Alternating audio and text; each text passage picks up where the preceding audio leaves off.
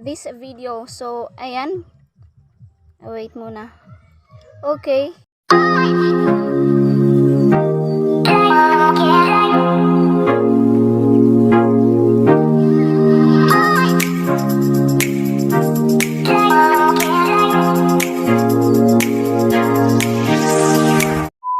Guys, good morning and welcome back to my channel again. So if you are new here in my channel, please subscribe to my channel first para naman updated ka sa mga susunod ko na video. So in today's video guys, ituturo ko naman kung paano mag-upload ng walang copyright kahit mag-re-upload po tayo ng video. Okay? So punta lamang po tayo sa ating YouTube app and then search mo po. For example, mag-search ka ng Paru-Paru-G TikTok compilation. So ito guys. So ayan. So punta lang kayo sa upper right side here. Ayan. So click.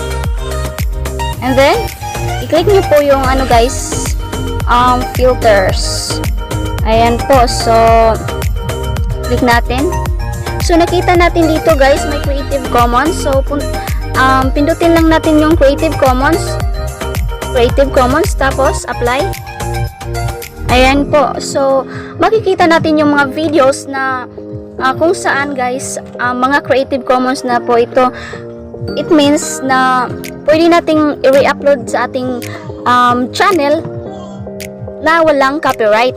Okay, so pumili lang po tayo dito guys. So for example, this video. So ayan. Wait muna. Okay, here. I-click lang natin. So click share. Share. Ayan. So click share. Tapos copy link. Copy link lang guys. Ayan. So basahin niyo lang dito guys yung mga steps to download the video para naman makapag-re-upload na kayo ng video.